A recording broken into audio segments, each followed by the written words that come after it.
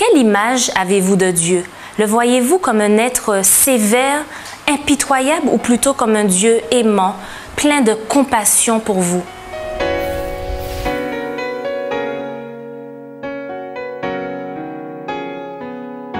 Bienvenue, chers amis, dans votre émission Autrement dit. C'est un plaisir pour moi de vous retrouver en compagnie de Patrick Luciat et Grégory Desca. Merci à vous deux d'être présents afin de pouvoir poursuivre nos échanges sur la parole de Dieu. Alors, Dieu apparaît souvent dans l'Ancien Testament comme un Dieu sévère, un Dieu qui réprime, qui punit. Alors, peut-on dire que Dieu est différent aujourd'hui? Dieu a-t-il changé? On le voit comme étant sévère peut-être, et pardon déjà de le dire ainsi, parce qu'on lit mal peut-être la Bible ou mal l'Ancien Testament. Pourquoi je dis ça? C'est vrai que certaines personnes pensent qu'il a changé, d'autres personnes pensent que c'est un Dieu différent, donc un Dieu dans l'Ancien Testament, un Dieu qui est totalement changé dans le Nouveau. En tous les cas, Jésus lui-même dit, en tous les cas la Bible dit, dans Hébreux 13, le verset 8, que Jésus est le même hier, aujourd'hui, éternellement. Lorsqu'on regarde le cheminement de Jésus sur terre, à chaque fois, il fait référence à son Père. Il dit bien qu'il est en train de refléter, de démontrer l'amour du Père. Donc, si Jésus a pu manifester autant d'amour, le Père ou Dieu présent dans l'Ancien Testament était le même. Maintenant, pourquoi je dis que peut-être on lit mal? Simplement parce que on voit un Dieu peut-être qui agit de façon instantanée. Mais est-ce que c'est si instantané que ça? On voit bien que Jésus a pris le temps, en tous les cas Dieu a pris le temps d'envoyer des prophètes, de donner le temps justement au peuple de pouvoir se repentir, de revenir. On voit tous les messages qu'il y a dans l'Ancien Testament et malgré ça, une persévérance a persisté dans le mal.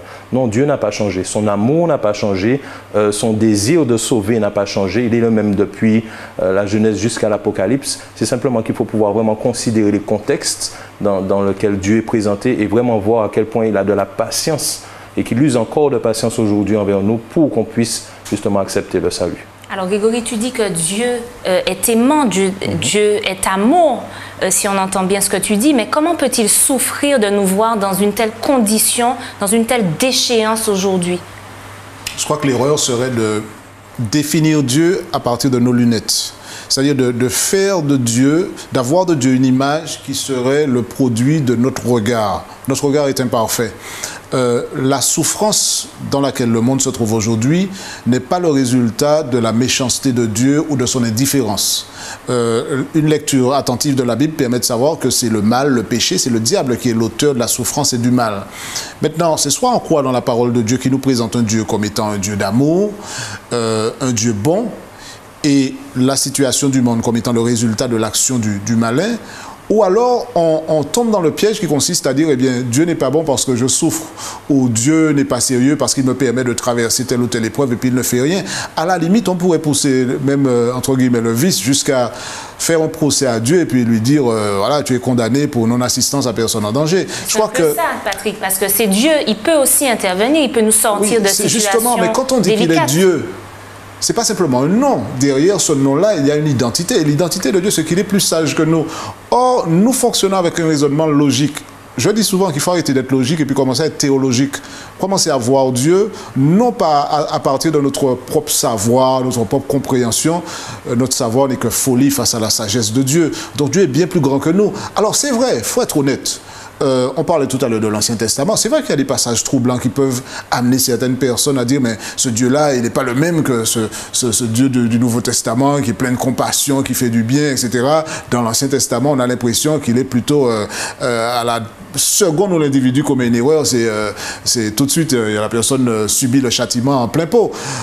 Moi, je crois qu'il faut plutôt accepter par la foi que Dieu est bon, qu'il est amour. On ne va pas toujours comprendre. Pourquoi, comme la Bible dit bien, j'emploie une expression biblique, celui qui fait le mal va prospérer, on a l'impression. Et celui qui fait le bien, on a l'impression que parfois tous les problèmes du monde se sont donné rendez-vous chez lui. On ne le comprend pas toujours.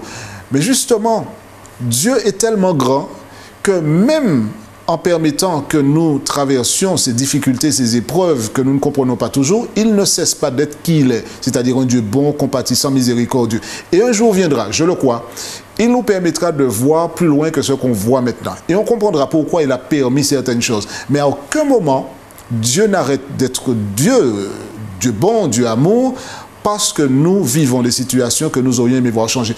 Dieu est la première personne qui aurait aimé voir les choses changer. c'est tellement vrai qu'il a donné son Fils pour que nous puissions échapper justement à cette marée montante du mal, à cette situation qui ne va qu'en empirant.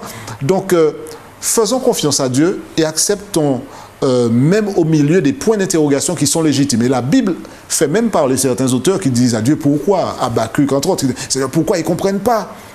Mais notre manque de compréhension, notre incapacité à comprendre plutôt, devrait plutôt être le prélude d'une démarche d'humilité pour dire Seigneur, un jour je sais que tu comprendras. Mais comme Job, avoir toujours confiance en Dieu, même au milieu de l'adversité. Alors Dieu attend-il nos plaintes pour agir peut-être?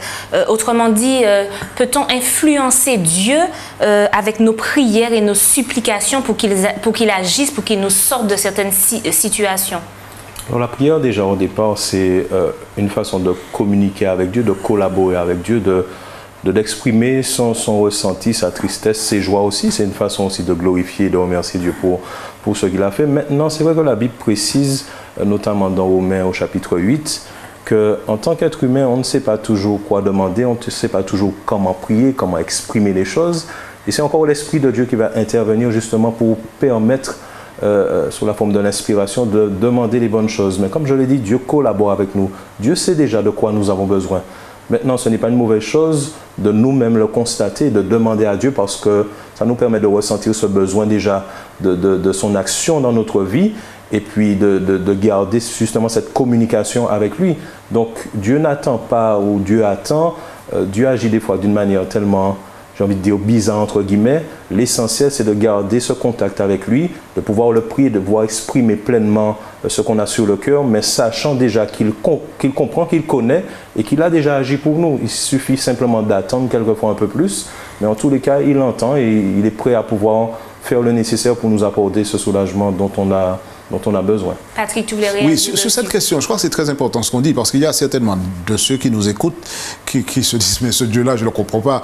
Et moi, je refuse de croire que le Dieu de la Bible, c'est un Dieu qui est tellement sadique que, ouais, il sait qu'il a le pouvoir de faire, mais il prend un malin plaisir à attendre qu'on vienne ramper devant lui. Voilà, je sais que tu souffres, mais j'attends que tu viennes là, j'attends que tu viennes et que tu dises là que j'ai besoin de toi, etc. C'est pas un Dieu méchant qui prendra un plaisir vicieux à voir ses créatures dans la souffrance, venir finalement capituler devant lui et puis faire une prière qui va satisfaire une sorte de Dieu sanguinaire. C'est pas le Dieu de la Bible, ça. Oui, c'est vrai qu'on ne comprend pas pourquoi. C'est vrai qu'il y a des situations qui sont troublantes, qui sont renversantes et qui peuvent amener certaines personnes à en vouloir à Dieu et à lui faire toutes sortes de procès. C'est vrai, c'est une réalité. Mais justement, le Dieu de la Bible est défini comme étant un Dieu bon. Soit la Bible ment, ou soit elle dit la vérité. Moi, je crois qu'elle dit la vérité. Quand elle me présente un Dieu qui est bon et qui est amour, je préfère croire que la prière, comme Grégory l'a dit, c'est plus une occasion pour moi de manifester ma dépendance envers Dieu. Seigneur, je sais que tu peux, je viens vers toi. Mais cette prière-là n'est pas un ordre donné à Dieu, c'est pas une sorte d'offrande qu'on présente à un Dieu sanguinaire et méchant qui demande à être apaisé, mais c'est une manière de dire, Seigneur, je sais que tu es mon seul recours et je sais que quel que soit ce que tu feras en réponse à ma requête, ce sera le fruit de ton amour et de ta bienveillance envers moi. Et c'est ce type de relation-là avec Dieu qui peut nous aider à naviguer à travers les écueils du doute, de l'adversité, de l'incompréhension qui jalonnent le parcours de tous les chrétiens. Alors, on a parlé de Dieu, mais Dieu le Fils, c'est-à-dire Jésus étant venu ici en tant qu'homme, pensez-vous qu'il avait des sentiments, qu'il ressentait des émotions? Bien sûr, quand on parle de Jésus qui manifeste de la compassion, qui a entre guillemets, je le dis pitié, puisque ça peut être mal interprété, ou qui a su manifester de la tristesse, qui a pleuré quelquefois, qui a manifesté de la joie. Bien évidemment, il n'est pas venu dans un corps humain à peu près. D'ailleurs, Jésus ne fait jamais les choses à demi-mesure.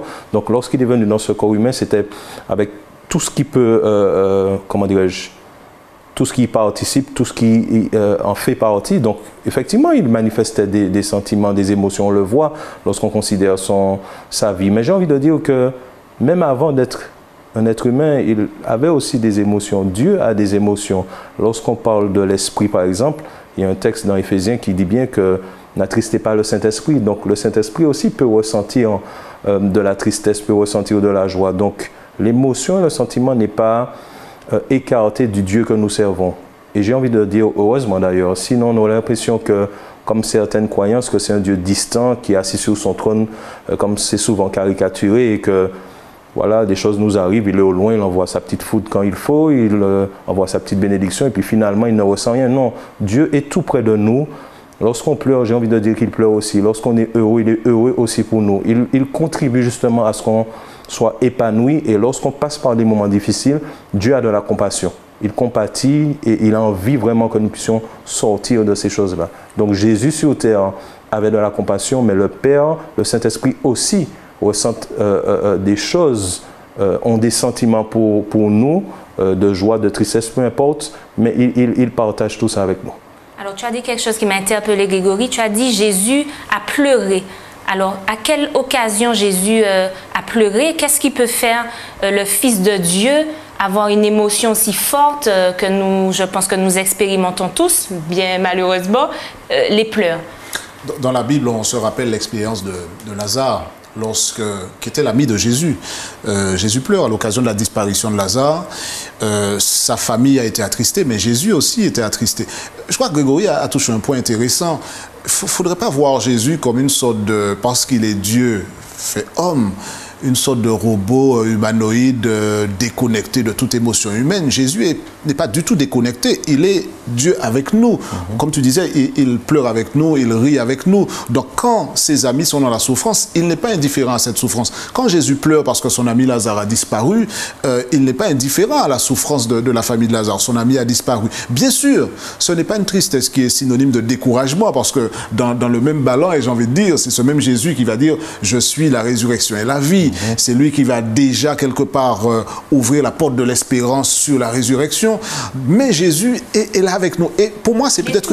Il est touché. C'est une tristesse qui mène à la déprime? Non, il est touché. C'est une manière de dire... Vous savez, quand quelqu'un est capable de pleurer avec vous, pas en faisant semblant, pas en mettant un masque, mais il y a des gens dont vous pouvez palper la sincérité. Parce que ces personnes-là viendront avec vous lorsque vous serez en train de traverser des moments difficiles. Et elles vont pleurer aussi avec vous. Et vous allez sentir que ce sont des larmes sincères, que cette personne vit avec vous. C'est ça, en fait, la compassion, c'est-à-dire partager la souffrance de l'autre.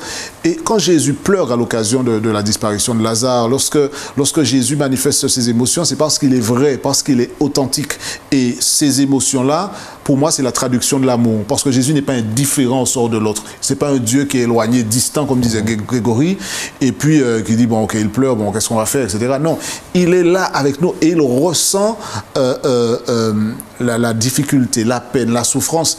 Pour moi, c'est extrêmement rassurant de savoir que j'ai affaire à un sauveur qui n'est pas distant, qui n'est pas une figure éloignée, mais qui est là avec moi. Je sais que je peux compter sur lui. Et c'est pourquoi je refuse de croire dans un Dieu qui est méchant, sanguinaire, tel que certains le décrivent, notamment en lisant l'Ancien Testament. Voilà l'image de Dieu qui est le même hier, aujourd'hui, éternellement. Ce Jésus-là, qui est Dieu. Aimant, compatissant. Il fait preuve de sympathie. Preuve d'amour, fait preuve de sympathie. Il est avec l'autre, il ressent et il le manifeste. Il est vrai, il est authentique. Je crois que c'est une des plus belles nouvelles de l'Évangile. Alors ça c'est Dieu, ça c'est Jésus, mais nous, pour revenir à nous, pouvons-nous également exprimer cette sympathie envers les autres et le cas échéant, est-ce que ça s'apprend, la sympathie, la compassion? Je pense que ça s'apprend, je pense que ça se cultive. D'ailleurs, si je prends l'exemple des disciples, ils ont cheminé quand même quelques années avec Jésus. On voit bien dans certains épisodes justement du ministère de Jésus où les disciples étaient présents, qu'ils ont manqué de compassion quelquefois, qu'ils ont manqué de sympathie, même des fois envers des enfants, au point de repousser les enfants et de leur dire non, non, laissez Jésus tranquille, c'est pas la peine Donc de manifester une sorte de... En train de repousser des enfants, c'est quand même grave, mais on aurait pu faire la même chose. Dans d'autres occasions, vouloir le mal, vouloir que certains soient détruits, ne pas comprendre pourquoi Jésus parle aux Samaritains, ne pas comprendre pourquoi il mange avec telle personne. Donc, ils ont manifesté ce manque de compassion. Et je pense que l'exemple de Jésus, justement, a pu retirer toutes ces barrières et leur faire comprendre que je le fais, mais il faut aussi que vous le fassiez. Vous êtes mes disciples et vous êtes censés, justement, pouvoir faire comme le Maître. Donc, c'est quelque chose qui... Je le crois au départ, et on l'a dit dans l'étude précédente, peut-être n'est pas naturel chez l'homme, n'est pas normal de pratiquer ou de manifester, mais avec l'aide de Dieu, et si on cultive justement cette relation avec Jésus, si on le prend comme modèle, eh bien, ça va devenir au fur et à mesure quelque chose de normal, on va fonctionner comme ça. Mais on doit pouvoir s'impliquer comme Jésus le fait, souffrir avec l'autre. Et d'ailleurs, Patrick l'a dit, c'est ça la définition du mot compassion, je souffre avec, je m'implique, je compatis pas simplement dans le sens que, bon, tu as perdu quelqu'un de ta famille, ça me fait de non, je ressens vraiment cette peine-là aussi, parce que je t'aime, parce que j'ai envie que tu puisses être soulagé comme Jésus l'aurait fait. Donc Jésus est le modèle et c'est quelque chose qu'il faut pouvoir cultiver en le contemplant et il donne la possibilité de pouvoir le faire. Alors tout de même s'impliquer à ce point, au point de ressentir la tristesse de l'autre, n'y a-t-il pas des dangers, des risques aussi pour nous de mouiller la chemise à ce point? Oui, alors juste avant de répondre à ta question, peut-être pour vous faire la transition, je crois que c'est intéressant de se rappeler que Jésus est notre modèle. Donc Jésus a fait preuve d'amour, de compassion et nous sommes appelés à lui ressembler sur ce terrain-là également. Cependant, il ne faut pas être naïf et puis oublier que la société dans laquelle nous vivons, quelque part, nous formate à être exactement le contraire de cela. Il faut qu'on fasse très attention à ne pas glisser vers ce piège-là parce que, quelque part, aujourd'hui, c'est chacun pour soi, Dieu pour la compagnie. Oui, on sait que quand on rend service, on finit par souffrir de la colonne, hein, pour franciser un proverbe créole. Quelque part, on peut se dire, mais il vaut mieux rester dans son coin, ne pas se mêler, etc. Et puis, c'est moi d'abord. Cette culture-là est de manière très subtile en train d'être distillée dans notre mentalité. Et il faudrait faire très attention en tant que chrétien de ne pas se laisser embourber dans cela. Et je reviens à ta question. Je crois qu'il ne faut pas opposer la sagesse, le bon sens et la compassion. Bien sûr qu'il faut faire preuve d'amour et de compassion. Mais je dois toujours me rappeler que le même Dieu qui m'invite à faire preuve de compassion, c'est ce même Dieu qui m'a doté de la capacité de réfléchir et qui me permet d'avoir un discernement. Je dois être à l'écoute de l'Esprit de Dieu. Je vais me trouver dans une situation où je me dirais, bon, est-ce qu'il faut que j'intervienne ou pas? Je dois être à l'écoute de l'Esprit pour savoir s'il faut, si c'est maintenant, si c'est de cette manière ou de telle autre manière. Parfois, un zèle aveugle peut nous créer plus de problèmes qu'autre chose. Et j'imagine que parmi ceux qui nous écoutent, il y a de ceux qui se disent, oui, mais je ne sais pas, est-ce que je dois faire preuve de compassion là ou bien est-ce que finalement je dois me retirer? Il peut y avoir des dangers lorsqu'on n'écoute pas la voix de Dieu et puis qu'on raisonne à partir simplement de ses propres idées. Je crois qu'il faut toujours mettre Dieu d'abord, mais ne jamais faire de compromis sur l'amour de l'autre, sur la compassion. Oui, il y aura un risque, effectivement, parce que quand je vais aider l'autre, je vais peut-être me priver. Vous savez, la compassion, c'est être capable de voir celui qui est là, qui a faim. Je souffre avec lui, mais j'ai plus que lui. Je vais peut-être prendre de ce que j'avais prévu pour festoyer peut-être ce soir, et puis je vais lui donner. Donc, quelque part, oui, je vais me priver de quelque chose. Je vais peut-être même risquer de me faire mal voir, de me faire détester, de me faire pointer du doigt. Mais pas au point moi-même de mourir de faim. C'est ce que mais voilà, mais à un moment, je ne crois pas, en tout cas c'est la lecture que je fais de l'Évangile, à aucun moment, Jésus ne me dit d'aimer mon prochain en faisant quelque chose de mal. C'est-à-dire que Dieu dit aime ton prochain comme toi-même. Donc, je ne sais pas si c'est récemment ou pas qu'on avait donné l'exemple, plonger pour aller sauver quelqu'un qui se noie, il vaut mieux savoir au moins nager pour qu'il n'y ait pas finalement deux victimes au lieu d'une. Je ne sais pas s'il y a une gloire quelconque ou un intérêt quelconque à multiplier le nombre de victimes en voulant aider. Donc, c'est faire preuve de bon sens. Bien sûr, et je crois que ce n'est pas incompatible. Le bon sens n'est pas une vertu humaine qu'il faut opposer à la compassion. Je crois que la compassion va nous amener parfois, oui, on aura quelques égratignures, oui, on aura peut-être des doigts qui seront pointés vers nous. Oui, on va peut-être perdre quelques moyens matériels. Mais si je suis mu par l'amour, si ma motivation, le carburant de mon action, c'est l'amour de l'autre, la compassion, j'irai de l'avant en écoutant de la voix de l'Esprit. Et peut-être que l'Esprit me dira, pas maintenant, pas de cette manière, ou de telle ou telle manière, ou fais appel à telle personne. Et c'est pourquoi, parfois, on ne comprend pas toujours les miracles de Jésus. Pourquoi est-ce que Jésus a fait comme ça? Pourquoi est-ce qu'il a fait de telle autre manière? Pourquoi pour un tel et pas pour une autre? Pourquoi dans l'Ancien Testament, il a fait ça ou ça? La sagesse de Jésus est supérieure à la nôtre. Et je crois que quand on est dans une situation où on se dit, je veux faire preuve de compassion parce que c'est dans l'ADN du chrétien authentique, Seigneur, éclaire-moi, dirige-moi, comment vais-je faire? Comment vais-je aider? Parce que je ne peux pas non plus aller sur un terrain qui pourrait être dangereux, et on n'aura peut-être pas le temps de développer ça, mais il y a des personnes qui se sont posé la question, est-ce que quelque part, quand Jésus fréquentait les buveurs, les prostituées, est-ce qu'il n'était pas sur un terrain dangereux? Aujourd'hui, je dois pouvoir avoir la même compassion de Jésus, et pourtant m'interroger pour savoir est-ce qu'il faut que j'aille là dans tel milieu avec des gangs, etc. Quelle est la meilleure manière d'agir? Il faut être sage, écouter la voix de l'esprit, mais ne jamais faire passer à la trappe la compassion, l'amour de l'autre, quel qu'il soit. Alors, pensez-vous tout de même que notre mode de fonctionnement aujourd'hui a entaché un petit peu notre capacité à éprouver de la compassion envers les autres? Donc, je m'explique, on a l'impression qu'on vit dans un monde virtuel aujourd'hui, que tout est dématérialisé. On a beaucoup d'amis peut-être sur les réseaux sociaux, mais que concrètement, dans notre vie de tous les jours, on n'entre pas forcément en relation avec.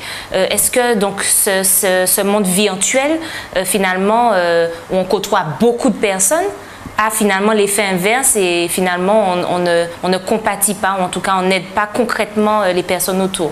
Je crois qu'il y a déjà la réponse dans ta question. Quand tu parles de monde virtuel, c'est déjà au départ un monde qui est distant, un monde qui n'est pas réel, et justement qui nous détache de ce contact-là qu'on a avec les autres. Et c'est là le paradoxe, parce que dans la société d'aujourd'hui, tu as mentionné les réseaux sociaux, c'est vraiment présent, hein, peu importe les formes, peu importe le plus populaire.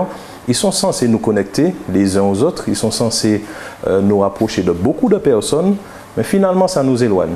Et les petits détails qu'on avait l'habitude de faire, comme peut-être écrire une lettre ou bien aller visiter quelqu'un qui était en problème ou qui est en problème ou qui a perdu quelqu'un, eh ben, c'est des gestes qu'on perd finalement. C'est vrai qu'on s'appelle de moins en moins, on se voit de moins en moins. Un petit message, un petit texto, on n'entend même pas la voix de la personne, on le voit écrit, et des fois c'est même pas écrit totalement, c'est des petits, c'est réduit. C'est un langage voilà, d'accord, donc il faut déjà comprendre ce que la personne a voulu dire. Enfin finalement plein de choses où on nous dit qu'on sera connectés les uns aux autres, mais finalement on est déconnectés. C'est vrai que ce contexte-là ne permet pas justement de pouvoir garder ce contact-là que Jésus a voulu avoir en se mêlant aux gens, en étant vraiment en contact avec eux. Il faut faire attention à ça. Il faut pouvoir justement faire la part des choses. Je ne dis pas de ne pas utiliser les réseaux sociaux, mais de ne pas faire aussi le seul moyen de pouvoir rentrer en contact avec nos amis, avec notre famille. Finalement, on se retrouve dans une société où si quelqu'un passe par un moment difficile, il suffit qu'il le poste, on clique j'aime, on laisse un petit commentaire et on a fini avec ça. On continue à faire ses affaires. Non, il faut aller beaucoup plus loin que ça, et Jésus veut justement qu'on puisse garder cette relation réelle mais pas virtuelle. Mais ce contact physique qui soit présent, où on puisse faire la démarche, parler avec la personne, aller voir la personne pour vraiment manifester cette compassion qui est vivante, qui est réelle, j'ai envie de dire. Donc, il faut vraiment être prudent par rapport à toutes ces choses-là. Donc, Grégory a déjà répondu un petit peu à la question que je m'apprêtais à poser, mais peut-être que Patrick aura d'autres lumières sur la façon concrète, justement, pour ceux qui nous regardent, d'exprimer cette compassion, cet amour envers nos amis.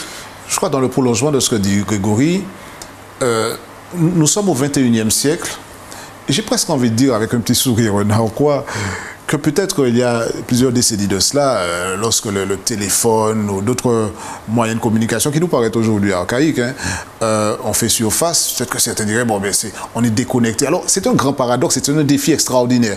Comment être à la fois, vivre avec son temps, avec tous ces moyens de communication modernes, et en disant ça, j'ai presque l'impression que c'est un combat déjà perdu, tant la virtualité, le virtuel, ça s'impose. Mais en même temps, je crois qu'il faut revenir à l'essentiel. L'essentiel, c'est pas de dire, allez, on bannit tout ce qui est réseaux sociaux, c'est pas ça. Je crois qu'il faut plutôt dire, est-ce que dans l'utilisation des réseaux sociaux, est-ce que finalement, il y a quelque chose qui se perd? Et on ne devrait jamais sacrifier son intelligence et sa sagesse. J'ai les réseaux sociaux, oui. Alors, est-ce que je peux envoyer un message à travers un réseau social? Oui. Est-ce que je peux encourager quelqu'un? On devrait pouvoir le faire. Mais ça ne devrait jamais, je rejoins Grégory là-dessus, jamais remplacer ou se substituer à, pour moi, quelque chose qui est irremplaçable, qui est fondamental, c'est le contact humain. Et le grand paradoxe, c'est qu'on vit dans un monde avec tellement de moyens de communication, et j'ai envie de dire, il n'y a jamais eu une époque où il y a eu autant de personnes qui se sentent seules, qui consomment toutes sortes de médicaments, qui essaient de s'en sortir avec la drogue, l'alcool, etc., de gens qui se suicident. Et pourtant, les moyens de communication sont légion. Oui, aujourd'hui, on peut rester ici et puis parler avec des gens, quel que soit l'endroit, ils se trouvent sur la planète. Donc, je crois que fondamentalement, est-ce que le réseau social a réussi à faire exploser en vol l'amour que j'ai pour mon prochain? Si c'est le cas, je crois qu'il faut qu'il y ait un sursaut et qu'on se reprenne. Parce que ce que Jésus souhaiterait nous voir vivre, c'est quoi? C'est un rapport avec l'autre qui soit basé sur l'amour. Je dois aimer l'autre. Quand je suis caché derrière mon écran, je ne vais pas forcément tout voir. Il faut un moment... J'ai appris qu'il y a des personnes qui s'emprisonnent dans leur chambre pendant des heures, des jours, derrière un écran en train de tapoter. Je dis qu'à un moment, il faut sortir, il faut aller voir la misère du monde. Et si je peux y répondre de manière concrète, en priant pour cette personne, en cherchant à savoir dans mon environnement, je ne vais peut-être pas franchir les mers bouillantes pour reprendre les paroles d'un cantique célèbre, mais quelque part, je vais chercher dans mon environnement immédiat, est-ce qu'il n'y a pas quelqu'un qui souffre? Est-ce qu'avec les moyens, les talents que Dieu m'a donnés, est-ce que je ne peux pas être une source d'encouragement? Je peux peut-être chanter pour une personne âgée, j'ai peut-être un moyen de locomotion qui me permettra de l'aider à aller prendre ses soins, je peux aller lui faire ses provisions, je peux l'encourager. Parfois, même la présence, sans même avoir à ouvrir la bouche, la présence auprès de quelqu'un, lui tenant la main, c'est déjà une forme de compassion extraordinaire. Donc je crois qu'il y a revenir au contact humain. Oui, revenir au contact humain et ne jamais penser que simplement, comme disait Grégory, parce que j'ai envoyé un petit message, c'est bien. Je ne dis pas que ce n'est pas une bonne chose. On peut le faire et il vaut mieux faire ça que ne rien faire. Mais est-ce que je peux simplement me satisfaire de ça alors que certaines personnes ont besoin simplement que je les regarde les yeux dans les yeux? Pas à travers une caméra et à travers... non, les yeux dans les yeux. Que je tienne sa main. D'accord, et que je la sais, que cette personne comprend ça, même que j'ai ouvert la bouche, que cette poignée de main-là, cette accolade, eh bien, ça veut dire beaucoup, ça vaut de l'or. Et il ne faudrait jamais perdre ça, quel que soit ce que la modernité met à notre disposition. Alors avant tout, on a aussi besoin de prière. Est-ce que prier, c'est également faire preuve de compassion? Mais je pense que la Bible encourage de prier les uns pour les autres. Et d'ailleurs, si on parle de prière d'intercession, par exemple, c'est aussi un moyen de pouvoir penser à l'autre, de pouvoir compatir et justement demander à Dieu de pouvoir intervenir dans la vie de la personne. Donc je pense que la prière est un élément aussi qui peut rentrer en compte et on devrait le pratiquer constamment. Jésus priait pour les autres. Il a dit qu'il a prié pour Pierre, il a prié pour les autres aussi. Et ça devrait être aussi notre attitude. On revient toujours à la même chose qu'on répète, c'est-à-dire que Jésus est notre modèle et il montre au travers de ça que, eh bien, en priant pour l'autre, je pense à lui. Je ne l'oublie pas. Je sais qu'il passe par un moment difficile. Et je prends toujours un moment dans la journée pour pouvoir demander à Dieu de l'encourager, de le soulager, d'intervenir, d'agir dans sa vie, parce que j'ai envie aussi qu'il puisse s'en sortir. Donc la prière aussi peut être, et je crois est, un facteur déterminant si on parle de compassion, d'empathie et de sympathie aussi. Alors, que peut-on faire également pour quelqu'un que nous savons dans le besoin, mais on a du mal peut-être à ressentir de la compassion, de la sympathie pour cette personne, pour la simple et bonne raison que cette personne perdure dans une situation qu'on a déjà décelée, on l'a déjà exhorté à maintes reprises de sortir de cette situation qui n'est pas favorable et qui la mine, et cette personne systématiquement répète la même chose. Alors nous aussi, nous sommes des humains, nous ne sommes pas Dieu qui use de compassion éternellement, mais comment faire nous aussi pour continuer à éprouver cette compassion vers quelqu'un qui agit ainsi? Je crois qu'on l'a dit tout à l'heure, l'amour est un engagement inconditionnel. Par conséquent, je ne peux pas déterminer que je vais faire preuve d'amour envers quelqu'un une fois qu'il m'aura soumis son dossier et que j'aurai examiné pour voir s'il est acceptable ou pas.